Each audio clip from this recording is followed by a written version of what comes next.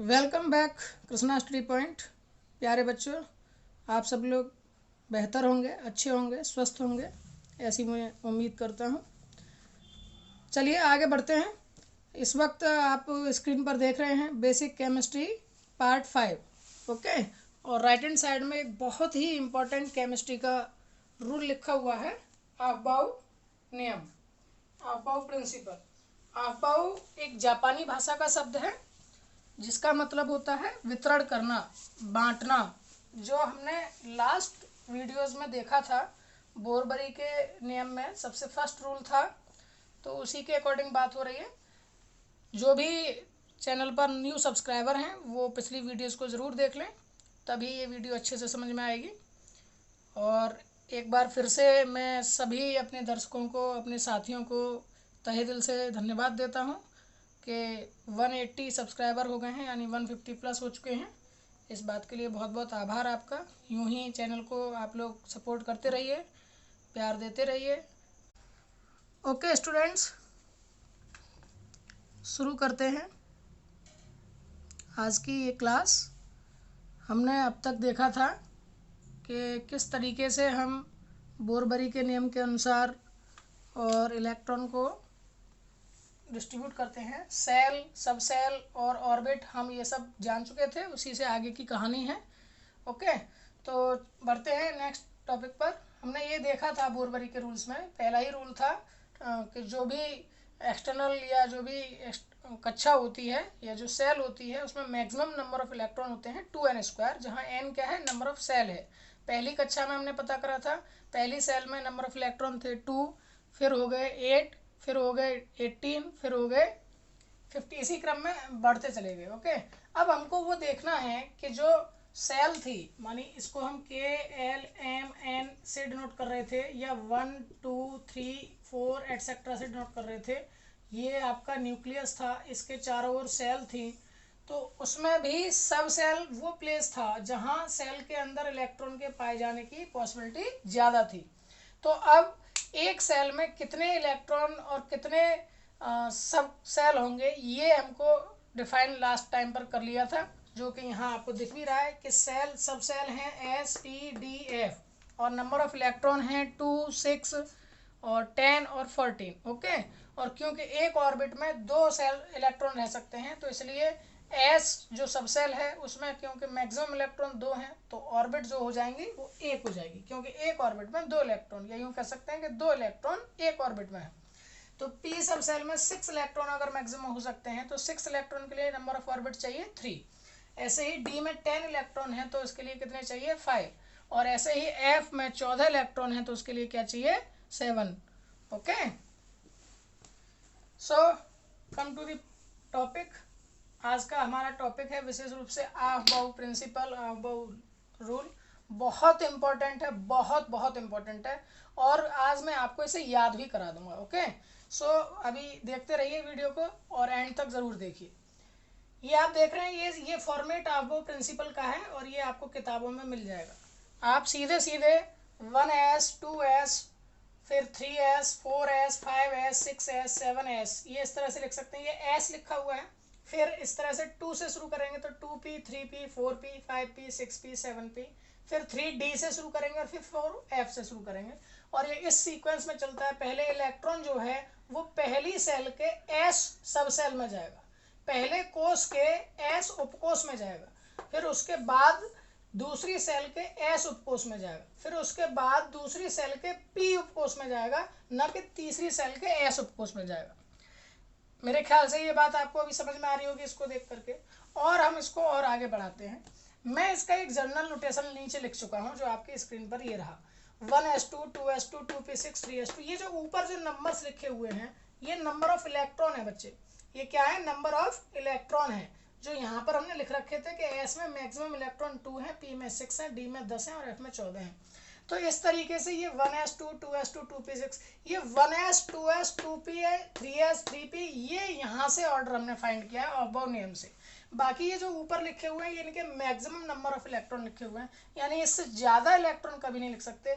2s3 कभी नहीं लिखेंगे, 2s1 लिखा जा सकता है, 2p7 नहीं लिख सकते, 2p1, 2p2, 2p3, 2p4, 2p5, 2p6 तक लिख सकते हैं, 2p7 का भी नहीं लिख सकते। Same for D and F. Okay, अब इसका यूज कहाँ है और कैसे हम इसको प्रयोग में लाएंगे, ये हम आपको बताने जा रहे हैं। सपोज कीजिए कि आप लोगों ने 20 एटॉमिक नंबर और एलिमेंट याद कर लिए हैं, एटॉमिक मास के साथ याद कर लिए हैं, तो मैं वहीं पर पहुंच रहा हूँ। सपोज कीजिए कि एटॉमिक नंबर है 8 और एटम है ऑक्सीजन। ओके, ऑक्सीजन एलिमेंट का हमने एक एटम ले रखा है।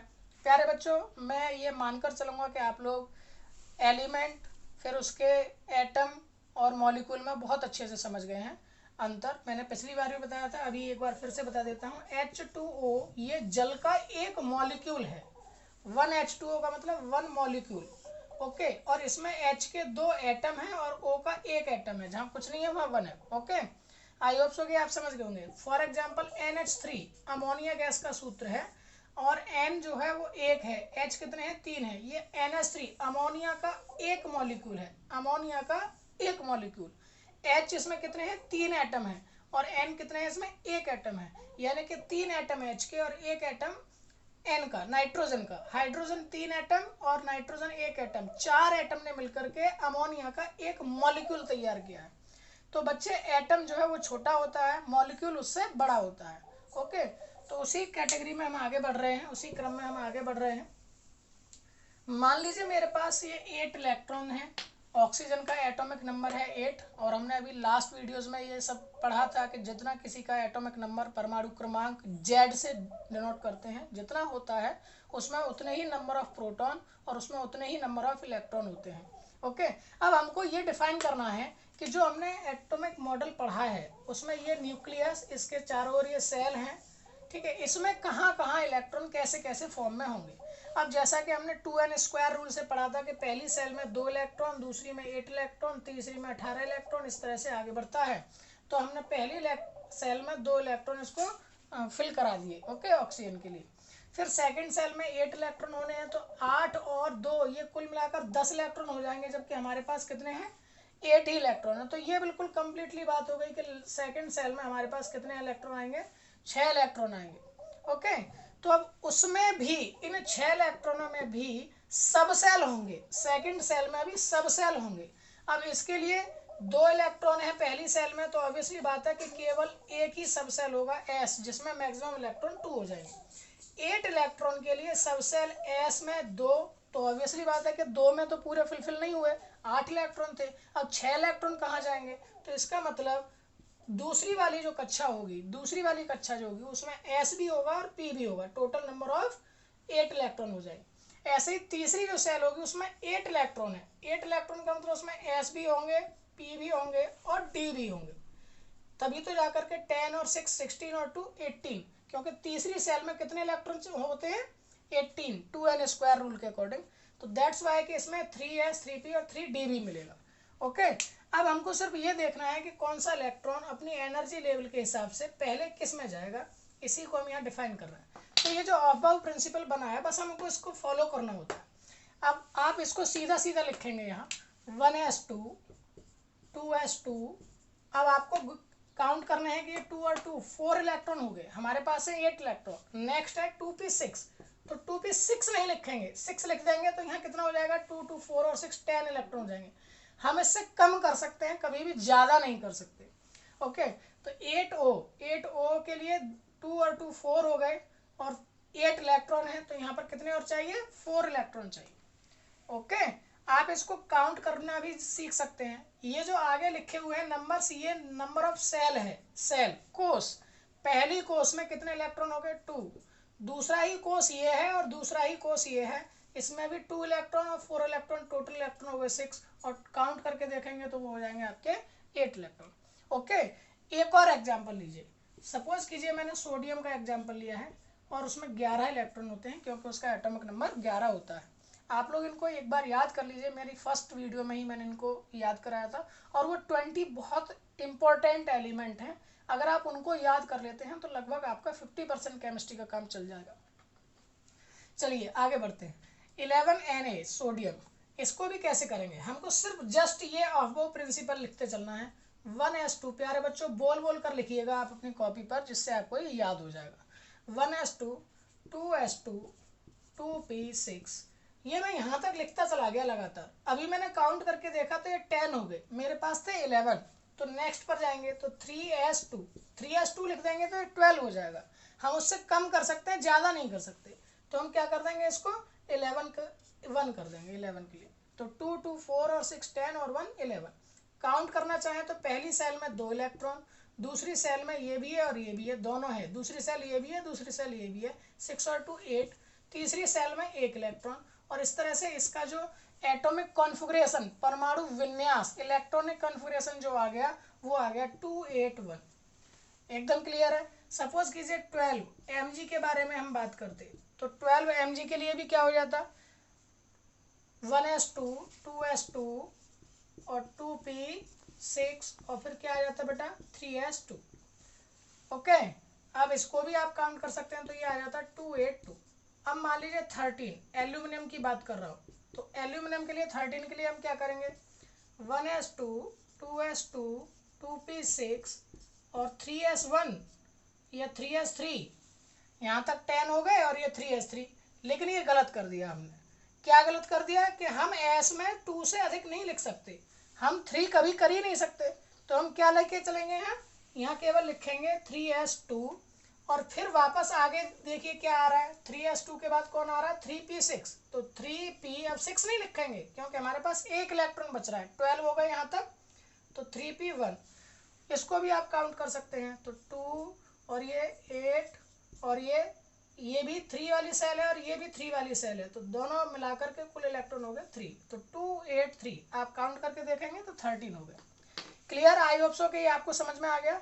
अभी कोई एक बड़ा और कर लेते हैं जिससे आपको और आसानी हो जाएगी। ये 1 से लेके परमाणु क्रमांक 1 से लेकर के और पूरा 118 तक आप इसको यूज कर सकते हैं। और आपके मन में प्रश्न आ रहा होगा कि ये 7p तक ही है क्या, आप इसको आगे भी बना सकते हैं इसी ऑर्डर में। लेकिन हमारा दुर्भाग्य है कि हम अभी तक केवल 118 तत्व ज्ञात कर पाए हैं। दैट्स वाई कि ये यहीं तक पूरे हो जाते हैं 118 तत्व का इलेक्ट्रॉनिक कॉन्फ़िगरेशन, इसलिए हमको आगे की ज़रूरत नहीं पड़ी। चलिए एक बड़ा क्वेश्चन और देख लेते हैं इसका।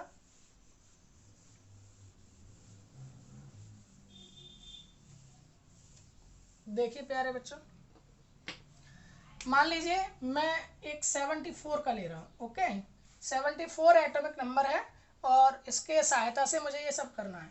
तो मैं लिखता चला जाऊंगा बस, 1s2, 2s2, 2p6, 3s2, 3p6, 4s2, 3d10, 4p6, 5s2, 4d10, 5p6, 6s2 and 4f40। जरा आप काउंट कर लें कितने हो गए। तो 2 2 4 6 10 12 18 20 30 36 38 48 और 54 56 और ये 70। ओके, यहाँ तक 70 हो गए, 4f14 तक 70 हो गए। अब 5d 70 के बाद हमारे पास बचे कितने हैं, 4 बचे हैं ना 74 में से, तो 5d4। ये आपका electronic configuration by Aufbau principle हो गया 74 एटॉमिक नंबर का।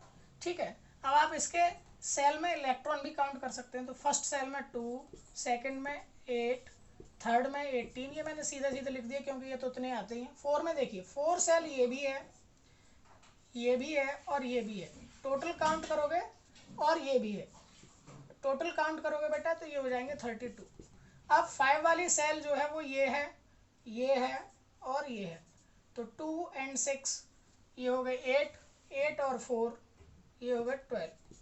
अब 6 वाली एक ही सेल है केवल S2, तो वो हो गए 2। इन सबको भी आप काउंट करके देख लेंगे तो 74 आना चाहिए। तो 12 और 2 14 तो मैंने ये अलग कर दिए, इनको आप प्लस करेंगे 50 हो गए, इनको आप प्लस करेंगे ये 10 हो गए।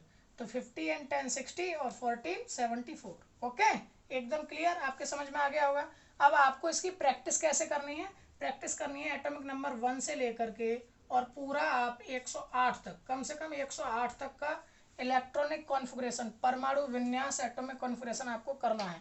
ओके, घर पर आपको करना है। सिर्फ क्या करना है, 1 है तो 1s1 और फिर कक्षाओं में इलेक्ट्रॉन भी 1 हो गया, 1s2, इनके आप कोशिश कीजिएगा कि ये जो एलिमेंट नेम है उनको भी आप लिख लें, इससे आपको बेनिफिट होगा।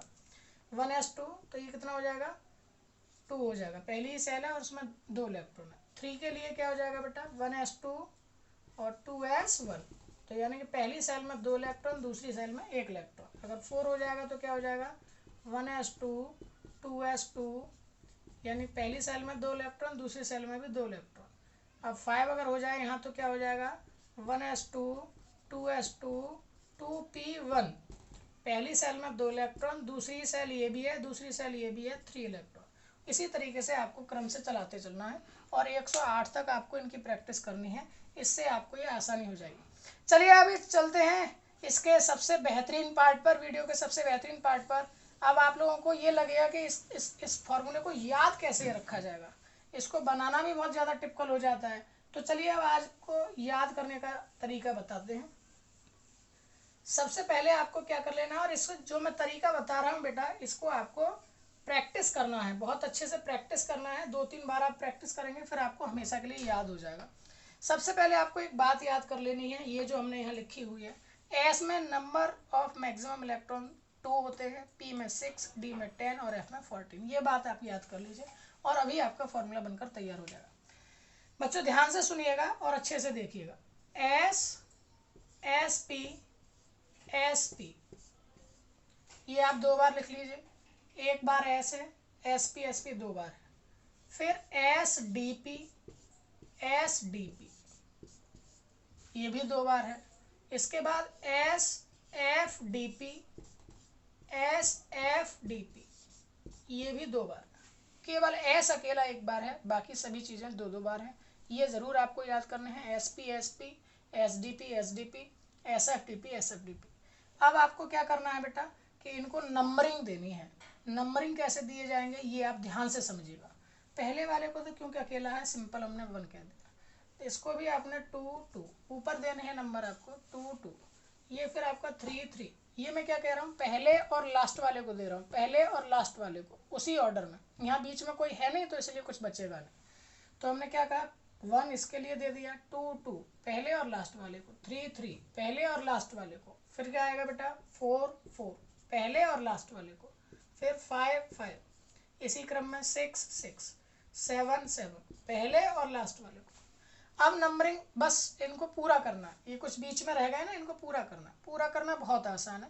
इससे पहले क्या आएगा बेटा 7 से पहले क्या आएगा, 7 से पहले आएगा बेटा 6 से पहले क्या आएगा बेटा 5, ऐसे बेटा यहाँ 6 से पहले क्या आएगा बेटा 5, और 5 से पहले क्या आएगा 4, 5 से पहले क्या आएगा बेटा 4, और 4 से पहले क्या आएगा 3। देखिए ईच सब सेल के लिए आपके पास एक यूनिक नंबर है उसका, ओके। और बस आपका फॉर्मूला बनकर तैयार। आप इसको सीधा सीधा लिखते चलिए देख कर। 1s फिर क्या है 2s, फिर क्या है 2p, फिर क्या है 3s, फिर क्या है 3p, फिर क्या है 4s, फिर क्या है 3d, फिर क्या है 4p, फिर क्या है 5s, फिर क्या है 4d, फिर 5p, फिर 6s, फिर 4f, फिर 5d, फिर 6p, इसके बाद में है 7s, 5f, 6d और 7p। ये आ गया ना वही ऑर्डर, सेम टू सेम, बिल्कुल कोई याद करने की जरूरत नहीं है। अब आपको क्या करना है, इन पर नंबर ऑफ इलेक्ट्रॉन आपने याद किए हुए हैं। जहाँ जहाँ एस है बेटा वहाँ कितने इलेक्ट्रॉन हो जाएंगे मैक्सिमम 2 हो जाएंगे, जहाँ जहाँ एस है वहाँ मैक्सिमम इलेक्ट्रॉन हो जाएंगे 2, ओके। इसके बाद बेटा पी ले लीजिए, पी में जहाँ जहाँ पी होगा वहाँ कितने इलेक्ट्रॉन होंगे 6 होंगे, अभी अभी हमने याद किया था, ठीक है। ये भी पूरा हो गया। अब जहाँ डी होगा वहाँ कितने होंगे मैक्सिमम इलेक्ट्रॉन 10, तो वहाँ आप 10 लिख दीजिए। इसको आप अपने घर पर कॉपी पर 2-3 बार प्रैक्टिस कर लीजिए, तुरंत ये बनकर तैयार। जहाँ एफ होगा वहाँ कितने हो जाएंगे 14, ठीक है। तो ये हमारी ट्रिक थी अब वो प्रिंसिपल को याद करने की। आई होप सो कि आप लोगों को अच्छे से समझ में आ गई होगी। और ये वीडियो देख करके कमेंट में ज़रूर बताइएगा कैसी लगी। यहाँ तक आपकी बेसिक केमिस्ट्री लगभग कंप्लीट हो जाती है। अब इसके बाद बेसिक केमिस्ट्री का ही एक और पार्ट हम सीखेंगे कि हम जो कंपाउंड है वो कैसे बनाएंगे। फॉर एग्जांपल के लिए कि ये NaCl बन गया, HCl बन गया, HCl2 क्यों नहीं होगा, NaCl2 क्यों नहीं होगा, ये सब चीज़ों को भी हम डिस्कस करेंगे।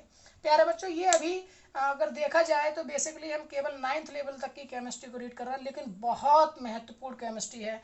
इसमें अगर हम पारंगत हैं, बहुत अच्छे से जानते हैं, अच्छी नॉलेज हमको इसकी है, तो हम आगे केमिस्ट्री को बहुत आसानी से पढ़ सकते हैं। कोई नीड नहीं रह जाती है फिर ट्यूशन्स की, कोई नीड नहीं रह जाती है कुछ एक्स्ट्रा इसमें पढ़ने की, क्योंकि केमिस्ट्री का बिल्कुल सिलेक्टेड सिलेबस होता है और IIT तक के लिए हम चीज़ों को लेकर के चलेंगे। ओके, बाकी चैनल के साथ आप जुड़े रहिए और इसकी प्रैक्टिस ज़रूर करिएगा, तभी आप इसमें सफल होंगे। आप परमाणु क्रमांक 1 से लेकर के एटॉमिक नंबर 1 to 108 108 तक के ज़रूर आप 2-1 बार करके देखिएगा, इससे आपको आसानी होगी। चैनल के साथ बने रहिए, यूँ ही हमें प्यार देते रहिए, चैनल को सपोर्ट करते रहिए, वीडियोस को लाइक कीजिए, शेयर कीजिए ज़्यादा से ज़्यादा, और बने रहिए कृष्णा स्टडी पॉइंट के साथ। Stay home, stay happy, study hard. Bye bye.